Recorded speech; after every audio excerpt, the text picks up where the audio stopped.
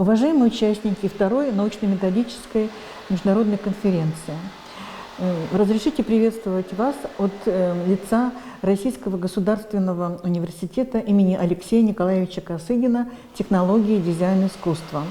Вашему вниманию будет предоставлен доклад под названием «Речевое поведение преподавателя». Преподавателям слово дано не для того, чтобы усыплять свою мысль, а чтобы будить чужую, сказал Ключевский.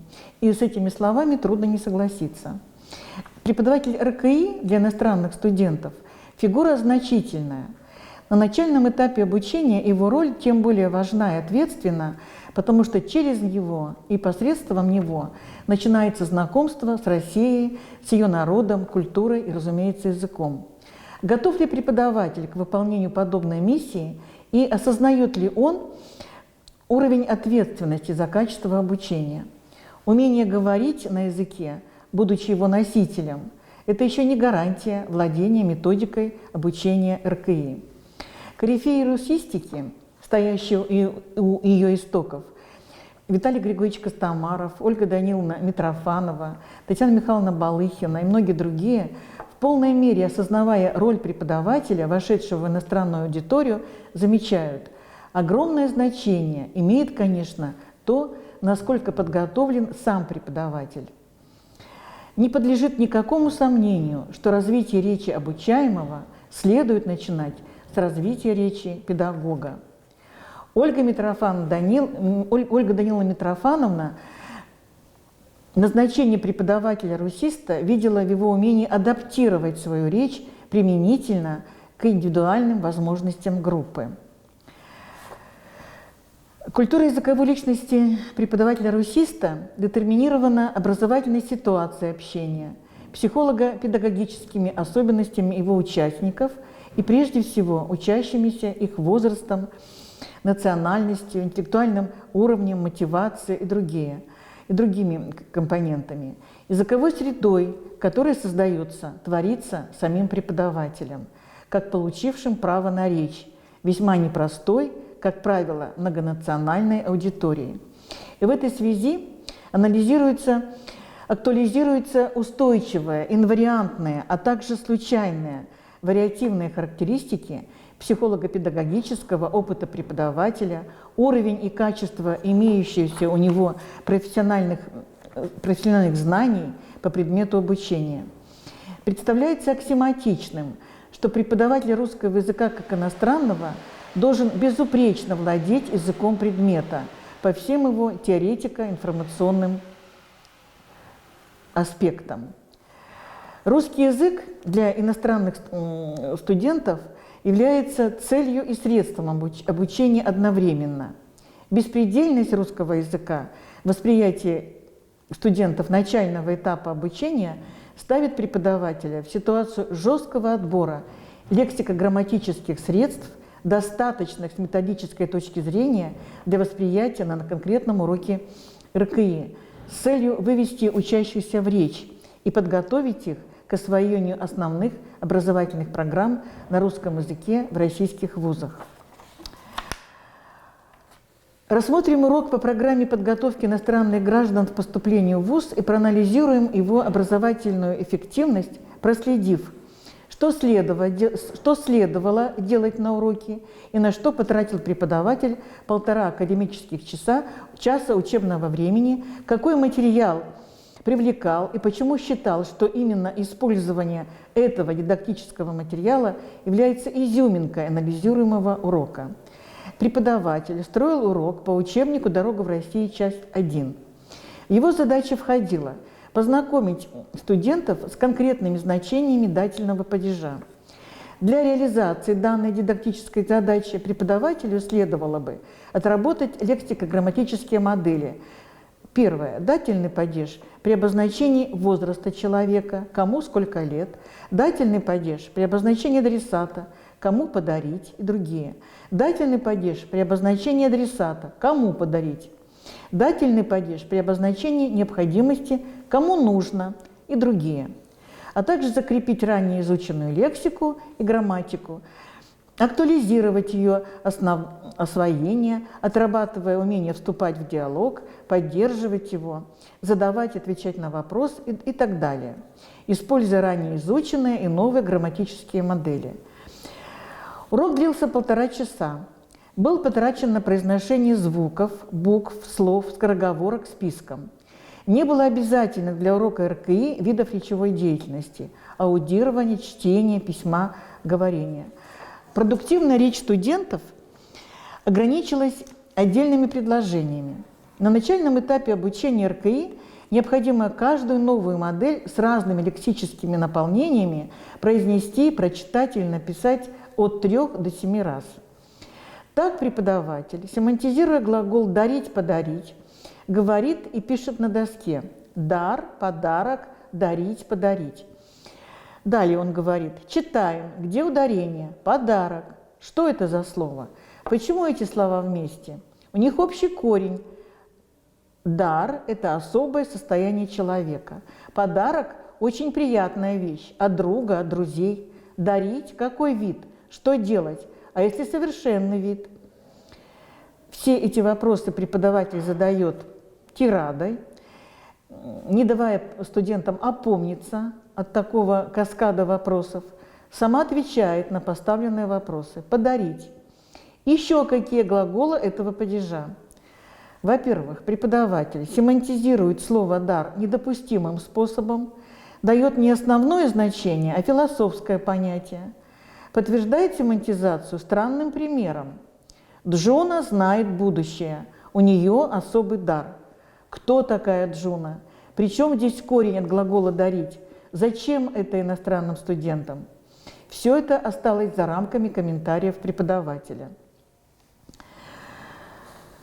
На уроке РКИ любой вопрос, который слышит иностранный студент из уст преподавателя, это элемент аудирования, так как вопрос рассчитан на ответное понимание. Вопрос преподавателя, какая это буковка, закономерно ставит студента в тупик, потому что студент не знаком еще с уменьшительно-ласкательными суффиксами, и эта форма слова воспринимается им как новая лексическая единица. Команда преподавателя: убери листочки, у тебя слишком много ненужных листиков, не понято студентам и не может быть понято. Листики, листочки – слова с уменьшительно-ласкательными суффиксами и воспринимаются иностранцами как новые. Студенты повторяли хором списком слова, причем выбор лексических единиц сомнителен. Щука в одном ряду со словом «мысль» и другое. Пытаюсь понять, почему именно такое домашнее задание, и при чем здесь слово «щука» со словом «мысль». Сомнительна целесообразность орфографического уточнения. Говорит преподаватель студентам: запомните, чущу. Поскольку главная задача преподавателя РКИ – сформировать у студентов навыки использования в речи предложно-падежной системы русского языка, такие уточнения неуместны. Обращаясь к студенту, преподаватель говорит: «Ника, помоги мне написать слово «щука», слово «мысль». Студент диктует по буквам. Цель этого задания при анализе урока преподаватель объяснить не смог. Далее преподаватель спрашивает: какой звук слышится в слове «щука» и «чудеса»? Запомните, «чущу». Какой звук студенты должны были услышать? В каком из этих слов, в каждом из этих слов не один звук. То есть речь преподавателя осложняет, затрудняет восприятие лексико-грамматического материала. Далее студентам преподаватель предложил прочитать скороговорки. Причем урок был явно перегружен неактуальной для учащихся начального этапа лексикой, и никак не связаны грамматически были эти скороговорки с темой урока. Зайкиного зайку зовут Зазнайка, ужа ужата, ужа ижата и так далее. Она называет звук «с», нет такого звука, есть звук «с», а буква «с». У осы не усы, не усищи, а усики. С, щи вместе предлагает повторить. Ударение аккуратно, Шла Саша по шоссе и сосала сушку. Дома повторять, повторять, говорит преподаватель, с какой целью? Повторение трудных звуков без опоры на образец бессмысленно. Ц. Две разноцветные курицы пьют водицу на улице. Заметим, что вводно-фонетический курс, который, безусловно, не обеспечивает полной автоматизации произносительных навыков, уже пройден. Поэтому на данном этапе обучения речь может идти о так называемом сопроводительном курсе фонетики, как фиксированной части обычного урока РКИ, который занимает от силы 5-15 минут. Фонетическая зарядка или фонетическая поддержка имеет цель закрепить произносительные навыки с опорой на известные приемы. Использование слов-помощников, использование благоприятной фонетической позиции, использование звуков-спутников, использование действий по аналогии, утрирование артикуляции и сознательное видоизменение типичного оттенка звука и другие. Ничего этого в речи преподавателя на уроке не было обнаружено. Методические ошибки, которые были отмечены на уроке, на каждом этапе уроков, и каждая эта методическая ошибка, разумеется, сопровождалась неграмотно построенной речевой деятельностью самого преподавателя. В ходе приветствия преподаватель задал вопросы. Какое сегодня число? Какого месяца? Помогите мне написать число. Студенты по буквам долго и с ошибками диктуют число. Поскольку они пока не знают родительного падежа, прилагательного, поэтому вопросительное слово «какого» прозвучало фоном, вопрос понят не был. Какой сегодня день? Выяснили, что сегодня четверг. Далее преподаватель, очевидно желая повторить название дней недели и время глагола «быть», что методически оправдано, пишет на доске и говорит: «Сегодня пятница, а вчера? Какой день был вчера? А завтра? Какой день будет завтра?» Студенты в полном недоумении. Только что выяснили, что сегодня четверг, и вдруг сегодня пятница. В иностранной аудитории подобные пассажи преподавателей, речевые пассажи, конечно, недопустимы. Во время проверки домашнего задания входит опоздавший студент. Преподаватель спрашивает: «Джао, что-то случилось? Когда начинается урок?» Все вопросы звучат для студента фоном. Почему? Потому что неопределенное местоимение «что-то случилось» – это продвинутый этап обучения.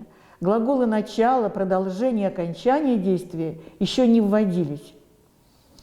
Продолжается проверка домашнего задания, и преподаватель в своем репертуаре. Какие буковки вы писали? Буковки. Ника, какие буковки? Читайте имена. Снова неизвестные студентам суффиксы и формы слова. Значит, слово не воспринимается как знакомое. Читает сама, группа молчит.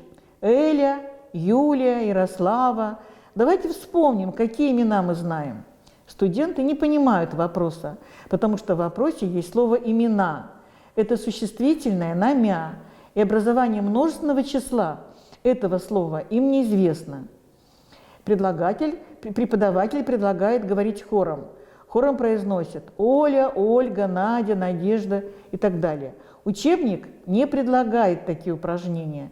Произносите аккуратно. Что значит эта команда «произносите аккуратно»? Это как аккуратно? Не надо произносить «о». Уж коль скоро имена даны парами, нужно было дифференцировать их употребление в речи, оправдав введение в урок имен собственных с учетом его грамматической темы, употреблением дательного падежа. Можно было бы сказать «маленькая девочка Юля», «девушка, женщина Юлия» и тому подобное. Показать соответствующие картинки, задать вопросы по картинке, разыграть их в диалогах. Кто это? Это девочка. Ее зовут Юля. У нее день рождения. Почему мама подарила Юле книгу? Что ей нравится делать? Что еще подарила Юле мама? Как зовут маму? Маму зовут Юлия. Как ты думаешь, Юлия и Юлия – это дочь и мама? И другие вопросы. Здесь уместно было бы повторить известные студентам слова на примере антонимии. Маленький, маленькая, маленькая, маленькие, большой, большая, большое, большие. Однако ничего этого, к сожалению, сделано не было. Далее преподаватель остался верен себе и продолжил десемантизацию ранее изученных глаголов, потому что предложил студентам вспомнить модель употребления дательного падежа для обозначения возраста человека. Это новая для них грамматическая модель. Что студенты должны вспомнить? А ведь в речи преподавателя звучит известный студентам глагол «помнить», «вспомнить». Однако само использование знакомого глагола в данном контексте дезориентирует студентов. Они начинают сомневаться в правильности понимания значения этого слова. Далее преподаватель говорит буквально следующее. Если 1 год, 3-4 года, сколько лет Ивану? Далее студенты должны были употребить прошедшее и будущее время с дательным падежом. Но поскольку преподаватель не дал образца употребления данной конструкции, студенты с заданием не справились. Новое задание, новый пассаж речевой преподавателя. Каждый придумывает предложение, любой ваш друг. Делайте любое число. Преподаватель говорит обрывками фраз, не соблюдая падежные формы. Сейчас 20, будет 21, а прошедшее время. Все это на слух, без опоры на модель, картинку и прочее. Покажите пальцем в книжке, где суффикс. Слово «палец» студенты не знают. Сразу же после этих усилий, не увенчавшихся успехом, возвращается к фонетике. Хотя самое время поработать по учебному пособию Хаврониной «Русский язык в упражнениях», страница 149-151, чтобы отработать модель «Кому сколько лет». Студентов не следует перегружать лингвистическими терминами. Не следует без необходимости употреблять перевод слов на английский. Тем не менее, преподаватель говорит, произносит слово «приносить», «принести» по-английски. Студенты пока не знают это слово и спрашивают группу далее. «Принести что можно?» Нарушает порядок слов. В вопросительном предложении при наличии вопросительного слова оно должно стоять на первом месте. Не принести что можно, а что можно принести. Так было бы правильно. Итак, подводя итоги работы студентов на уроке, преподаватель не сказал, чему научились студенты за 1,5 часа занятия, не сказал, кто и как работал, дает списком глаголы, многие из которых не входят в обязательный лексический минимум. Одним словом, можно сказать, что нерациональная, методически необоснованная трата времени на произношение отдельных звуков и слов, не имеющих отношения к изучаемой теме, непрофессиональная, непродуманная речь преподавателя затрудняла восприятие нового лексико-грамматического материала, и поэтому разбросанность заданий, хаотично включаемых в урок, непониманием преподавателем цели урока, непродуманная, профессионально неграмотная речь преподавателя, незнание методических приемов работы в иностранной аудитории делает урок РКИ в данной конкретной группе, я бы сказала, непродуктивным и назвала бы его уроком РКИ со знаком минус. Русская речь на уроке звучала фоном вследствие того, что преподаватель перегружал свою речь неизвестными студентам и неправильными лингвистическими терминами, вводил незнакомые слова и грамматические формы, пытался методически безграмотно объяснять значение незнакомых слов, провоцируя языковую интерференцию. Речь преподавателя РКИ – это целенаправленная речевая деятельность, обеспечивающая решение информационной и практикоориентированной задач. Поэтому закончим свое выступление ссылкой на Леонтьева, который утверждал, что речевая деятельность – это не абстрактное понятие, Под речевой деятельностью следует понимать систему речевых действий, которые входят в другие виды действий, в том числе профессиональной речи преподавателя, и которые обеспечивают их результативное функционирование. Спасибо за внимание.